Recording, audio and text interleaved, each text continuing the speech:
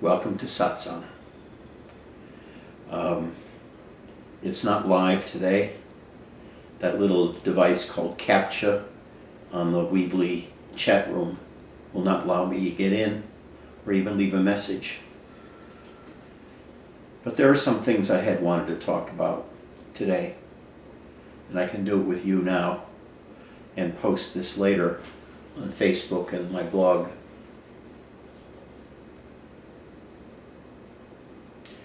You know, there are a lot of reasons people get into spirituality. Some it's curiosity, entertainment. For others, it's fear of death of a loved one.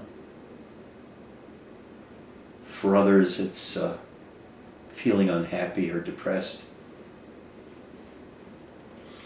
For others, it's a very deep urge to seek knowledge. And having read some in spiritual literature, they get the idea they want enlightenment or self-realization. So they choose that and make that a hobby, or else they make that their vocation. For me, I had dropped out of a PhD program in urban economics at Wayne State University after getting a master's in public management. And I was working in the real world doing statistical work for various planning agencies, doing population projections and other things. And I found out that my work was not being used by upper-ups up the chain of command. Instead, I had been brought in there to substantiate or verify their public opinions so as to maximize the amount of money they'd get from the federal and state governments. I had already been through a PhD program. I had been a physics major when I came in, and then an economics major, and then a philosophy major before I got my BA. And I saw through each of those disciplines as being ultimately empty and mental and not having any deeper basis in reality or my human reality.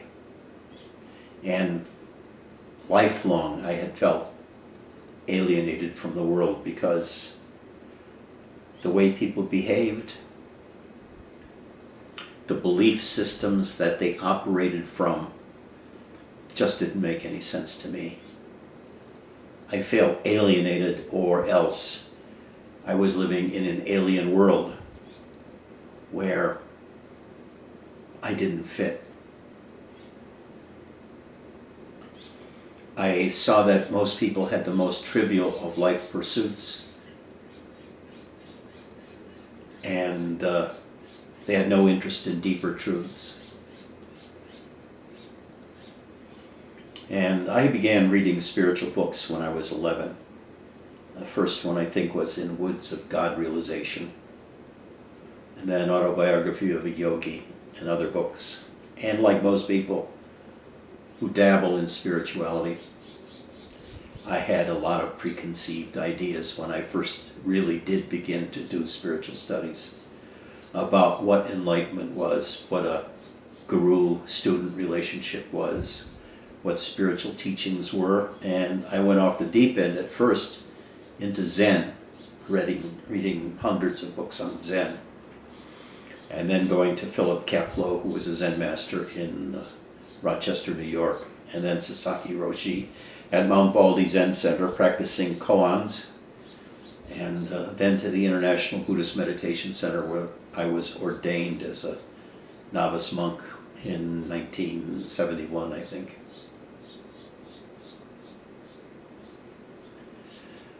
But the teachers I ran into, I really didn't have a deep respect for, because I didn't feel they had anything but mental knowledge. And they acted very ordinary. None of the Zen masters had much in terms of an air about them of being especially deep spiritually. They were kind of normal people. What they had was a thorough understanding of Buddhism and many, many years of pondering Buddhist ideas, as well as meditating and having attained meditative states and understandings. Of all of them, I liked Sasaki the most because he talked about Zen in the deepest terms of solving the matter of life and death, of living and dying, understanding who you are, where you are, and being very grounded in reality. While others, like Ramana, whose books I also read, were not grounded at all. I think Osho said about it that Zen people were very grounded, centered, while Ramana and Advaita people tended to not be there, not to be that present in the world, but lost into inner introspection.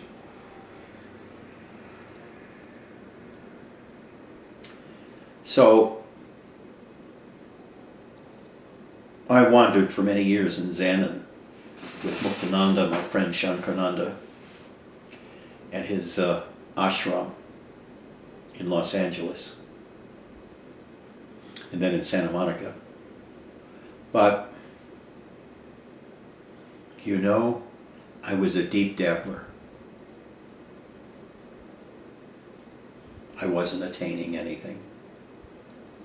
I had lots of understandings and lots of meditative experiences, like the disappearance of my body and being instead invaded by the world so there was only one conscious, unitary consciousness. I also experienced other kinds of things like my mind getting as dense as a rock and thoughts stopping and then the mind dropping away and being one with everything. I also experienced Kundalini back then, the energies going up and down the spine and having certain powers like seeing in the dark and feeling the electricity in the walls, in the wires, and feeling the worlds at the Earth's electromagnetic field. Could orient myself to it. All these were, and I made too much of them. A lot of people write me about their experiences and want to know what it means, and is this enlightenment, is this a way to enlightenment, or what do I do with the experiences? And I usually just say drop it, because if you hold on to old experiences, you'll never have new ones. You'll be spending a long, long time searching for the meaning of old experiences which you're not experiencing anymore. And instead, experience yourself as you are now. And use that as your base, your beginning. So I know all of you come here for some reason. Do you know what it is? Are you looking for enlightenment? Have you any idea what enlightenment is? Are you looking for self-realization? Have you any idea what self-realization is?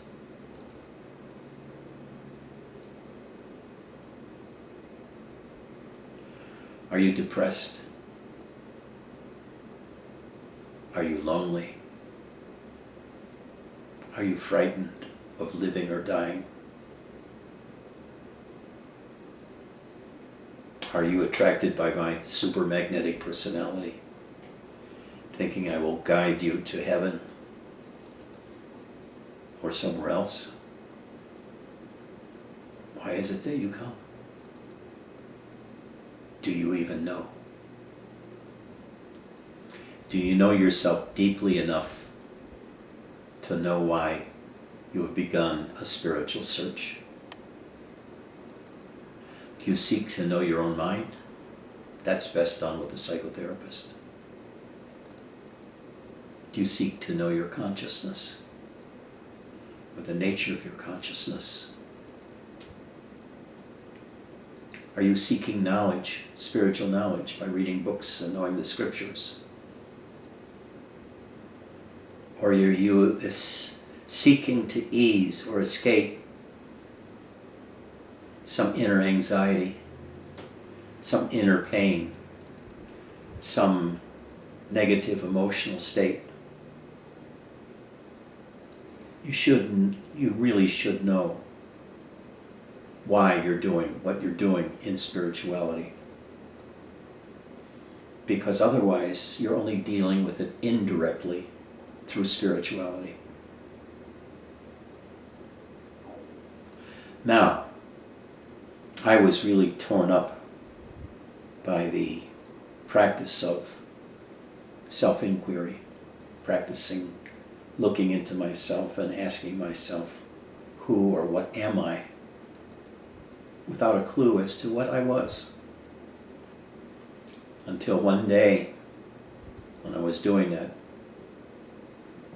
I looked inside, inner vision, and saw nothing but a vast emptiness inside, an emptiness that I had known about or experienced for over 20 years, but for that particular moment, it took on a new reality that all that I was emptiness. There was no I there as an object, an inner object of self. Now, Bernadette Roberts calls this falling away of the inner self, of the I, is the dropping of the ego. And after that, you enter a new phase of unity consciousness, where you see that your consciousness itself, in a way you may not articulate that, but you're no longer as interested in the self as a body. What you want, what you need, or even the health of the body.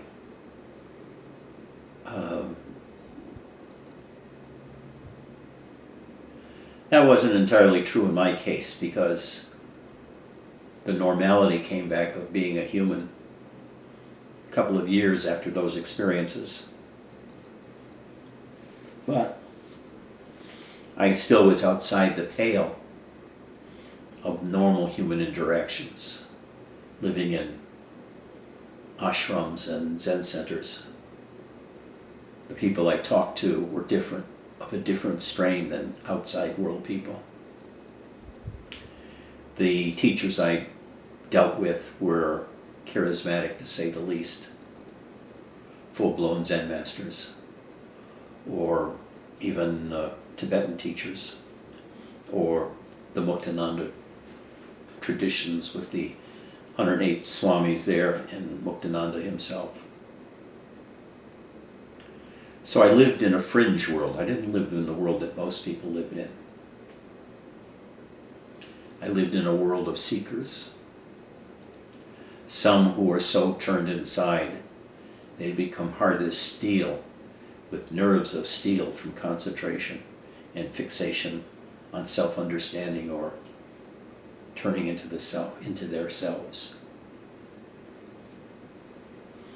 So it was a pretty weird bunch, and the kinds of interactions we had were abnormal too. And you get used to this. But also, you're placing yourself further and further outside of the normal ken and interactions of mankind, and in a sense, increasingly isolating yourself.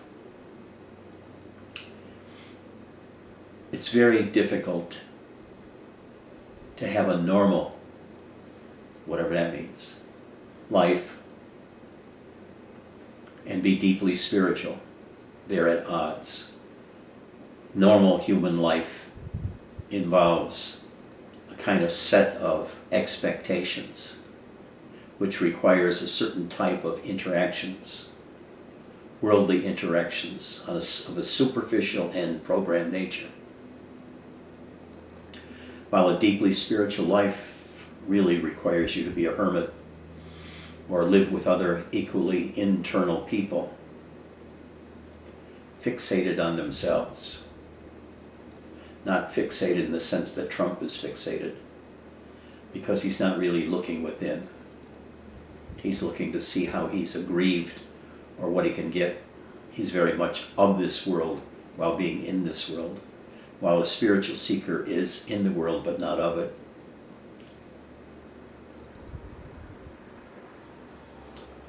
But the whole trip has to deal with understanding yourself in different ways than you had understood yourself prior to getting into spirituality. One of the primary steps for an Advaita approach is to see that your primary identification changes from identification with name and form and your body to an identification with more inner processes like emotions, knowledge, experiences, consciousness. And the first major happening is losing identification with your body as a primary identification and identifying instead with the spirit within you, which is really you. The body only speaks because consciousness is cognizing, internalizing, and externalizing, and then expressing its understanding in words. If the spirit were there, the body would be sleeping or would be dead or catatonic or in a stupor. So the active you is that spirit inside of you. Whether you call it the Holy Ghost, the life force, the divine, the subtle body or causal body, whatever you want to call these, all these internal concepts name different aspects of the spirit. I recommend reading Nisargadatta because all of his teachings are aimed at attempting to sever your identification with your body, with the physical, with your personality and your individuality, and instead identify with the universal consciousness, or universal matter that has no form. So in his, it's look where you come from. Out of dust your body comes, dust and spit and water, semen. Your body comes. It's the same as everybody else's body. After 2 or 3 years, self-awareness comes and your identity as a human being comes. But you're just the same as everybody else except in a unique individual form which you identify with and mature with and experience an apparent external world with. And you build up story after story about who and what you are, which constantly changes throughout your life what your identity is. And he points out that your identity is never the same. Your identity as a 3-year-old is not the same as your identity at 10 or 30 or at 50 or 60. It keeps changing depending upon what your world is like at that time. Whether you're a homeowner, a householder, married, single, all of these things determine what your world around you is like. And your mind has been conditioned from a very young age to accept and interact with that world. But he's trying to break that identification with the physical identity, and instead give you reasons to re-identify as consciousness, and not only the consciousness of being Ed Music or Max or Sita or anybody else, but of being a particular instantiation of the universal consciousness. And by universal consciousness, he means everything you see, touch, taste, smell, what's the other thing, hear, is sense data coming into your consciousness. And into that form of your body, there seems to be a sense of presence that permeates the body. At least you feel that way after you've been practicing meditation for a while. And the sense data and the sense of presence are always experienced. So is the emptiness upon practicing a meditation. So, after he has you break your identification with the insensate body, which is a concept, insensate, and that instead, what is sensate, your spirit, is the real you. And when you can make that leap through faith, or by listening to his concepts, or by practicing meditation, you enter a new world where you are formless form. You're a formless sentience that really has no center, no boundaries, except its attachment to the body. And then he takes you one more state. After you have explored consciousness and the self on all the various levels, from feeling your body and from the inside and doing body scans from toe to head, to going in meditation and just being inward so deeply that your experience of the external world disappears. Then going a little deeper and the self disappears, and now you become one with all the sense data that comes in. You become the bird flying overhead. You become the airplane flying overhead. You become the wind through the trees. You experience such many things like this that teaches you that what you have been living all your life is one perspective, a perspective of feeling yourself trapped into a body, rather than identifying with the entirety of all that you see, hear, touch, and taste and smell, the entire world that you live in. And this is usually accessed by an awakening experience that can be very ecstatic, can blow you away with its power, with the bright lights of inner awareness being amped up 1,000 times, feeling great bliss, feeling great love. Love so great that you finally identify with love itself rather than the object of your love.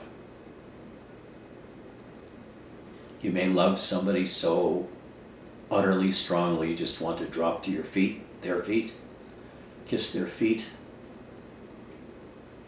and be used by them in whatever manner they want to, just so you can surrender yourself to them. Because by this surrender, it feels like you're surrendering to their self. You can feel their self. You can feel their life force. And thereby you learn to experience your own life force in response to their life force. Becomes a sharing.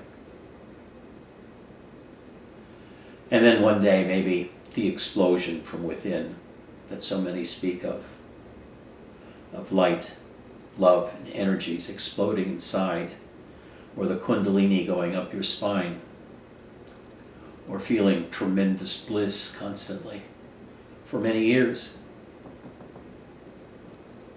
And then having explosions of emotion, which you have to learn to deal with by internalizing it, taking it inside of yourself,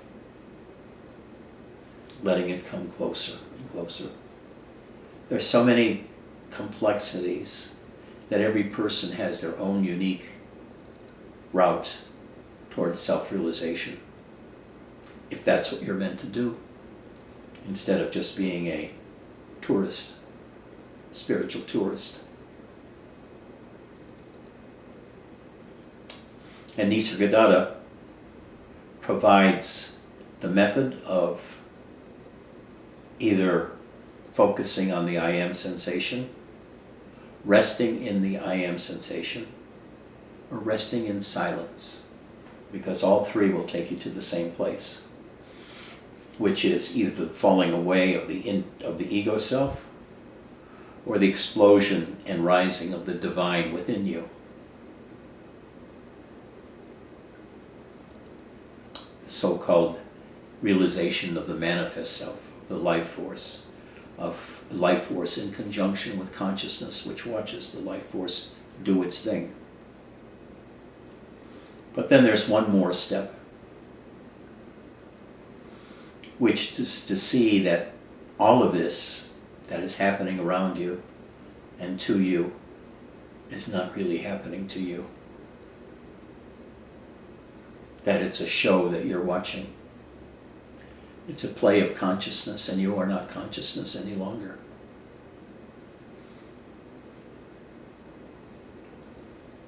That you're witnessing all of this. You're witnessing the coming and going of sleep, dream, and the waking state. And you no longer feel that need to be doing something, to be self-exploring, or to trying to buy a house, or get a new career, or expanding your horizons. Because consciousness drops away as an identification, and it's consciousness which is the active one. I can tell you, dropping away of consciousness is such a relief, because it leaves you free. Free to be free of all of the drive, the need to do something, the need to have a lover, the need to buy a house, the need to advance yourself spiritually, the need to do anything. You can just do what you have to do in order to get by in the world. Minimal effort. Or, depending on how your karma is built, how your psyche is built and your energy level, you may teach. You may do lots of things. You may become an usher in a movie theater, or a projectionist, so you can watch the irony of doing work in a metaphor to the discovery you made that the world is not real, just like the movies you're showing is not real. And it's not real in the sense that it lacks the reality and tangibility that we thought it had prior to discovering the spirit and consciousness, which is ever changing, ever flickering, ever becoming wispy, changeable. It's not solid. Therefore, you're not solid. Nothing about you is solid. Certainly not as solid as you had thought your life was prior to being able to leave the body behind as your primary identification. But this all goes back to the fundamental question: why are you here? What is it that you want? Be honest with yourself. Is there some spiritual itch somewhere? Is there depression that you're trying to get over? Is there fear of death? So you're trying to find out what is living and what is dying. All of these things should be pondered, and those impulses within you that require you to do something should be looked at closely to see how realistic they are, or how they get their drive, how do they get their impetus to make you do anything. Because when the mind drops away, when the ego drops away, when consciousness drops away, consciousness is that, you might say, that sense of existence, the sense of presence, that takes in all of the external sense data and matches it up with our own inner vision and criteria for what we want to make of it. But when that drops away and you don't need to make anything anymore,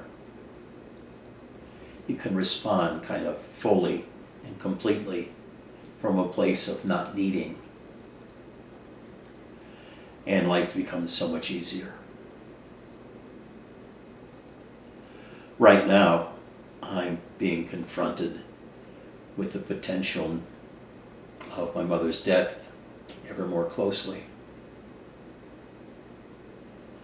And I love her very strongly. When I was a child, I couldn't even conceive of the possibility of her dying, because my dad died when I was 14, and that was a shock, and I hated him. And I knew how it would destroy me by her dying back then, when I was 14, 15, 16, even 20, even 30. But now I feel almost like it's there. It's a done deal. It's almost a fact. And there's a sadness in it, but an acceptance too. I don't need her to live 30 more years, and I know she's more than ready for death in a peaceful way. Her brother died after his wife died, and he was living with my mom the last year or two he was alive, dying from emphysema with an oxygen machine constantly on. And she said he had the most peaceful death that she ever saw or even thought could be conceivable. And that's the way she wanted to go. And I guess I took her out of that by forcing her to go to the ER for her mind that had gone, and her inability to be coherent, and losing interest in everything and not eating. And where they yelled at me that I shouldn't have brought her in, I should put her in a hospice, let her die. And I got so upset when they said that. But I see she's ready. She just wants to go away peacefully and without too much trouble, which is what Nisargadatta said often in his books. I hope when death comes, it's not a big bother, that consciousness treats this as something to be gentle with. I don't know whether it was or not. I can't imagine dying of the kind of cancer he had was very peaceful, just as Robert's death from liver cancer was not that peaceful. But I understand her viewpoint. I accept her viewpoint, and I more or less have that viewpoint towards myself.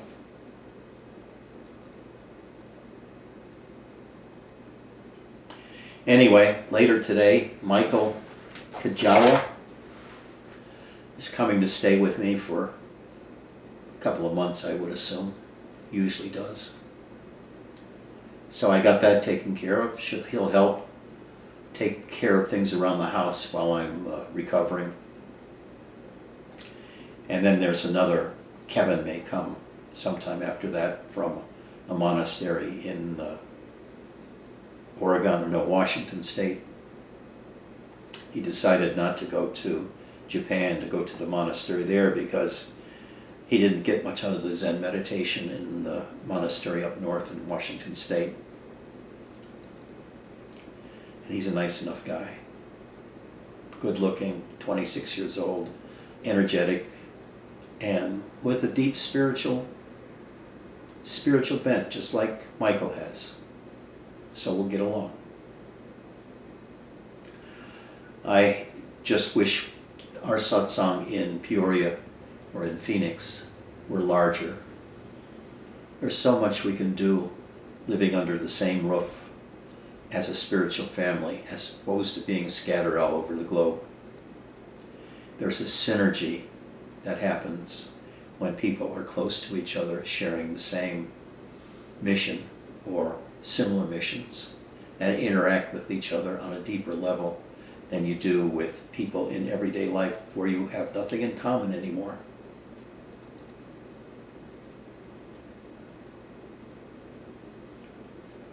Well, I guess I said most of everything I wanted to say.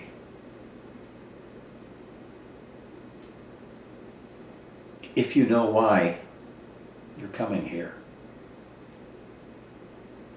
if you get the feeling inside of yourselves that's driving you to come here, and get to look at that feeling and feel that feeling and integrate that feeling so that you know why you're on the mission that you're on, the tack that you're on, things become more simple and easy.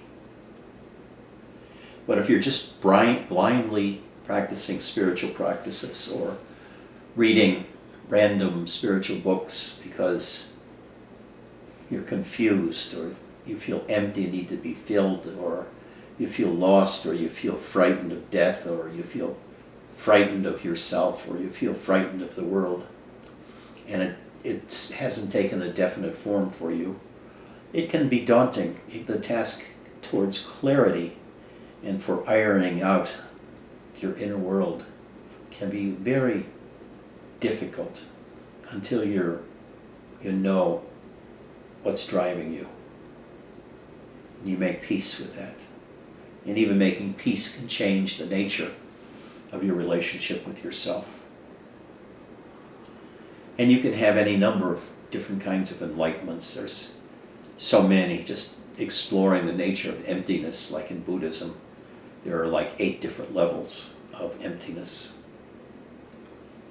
And self-realization can be endless because there are many levels of self. Different spiritual traditions emphasize different aspects of the self. So you got a big blackboard that you can explore and fill up with stuff. Or you can leave it blank and live in peace, nothingness. Hopefully, within the next few weeks, we'll figure out how to do satsang with something other than Weebly, unless Weebly gets repaired. We used to have other vehicles in the past, but now they cost a lot. They start off free, but then they cost. And I want to have something that you can go both ways, like Weebly. Not something where I just broadcast out. I want to be able to interact with people, like on Skype, but with a group.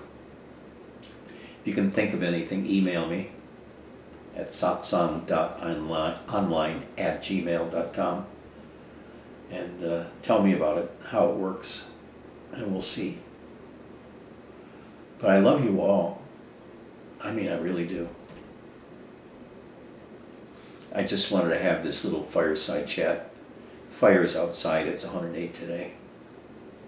It's maybe 75 in here. And talk about, on a very personal level, what are you here for? Why do you come to see me? What happens in you when you listen to me and you see me? What is it that you get out of it? What is it that I get out of it? For me, I know. I just love to make contact with people on a spiritual mission to know themselves. I feel good about it. I feel good when I can help people clarify why they're here. And I guess also, I don't feel lonely, and I can share that I feel alone a lot of times, but it doesn't bother me. And I can share that love of aloneness. I just like sharing who I am, what I know, what I've realized, and sharing my caring about you too. So until we figure out a new way to do satsang, maybe what I'll do is once a week record something like this and put it up on Facebook and my blog. But I love you very much. I'll see you when I see you, and you'll see me whenever I put something up online. Thank you very much for coming. Bye-bye.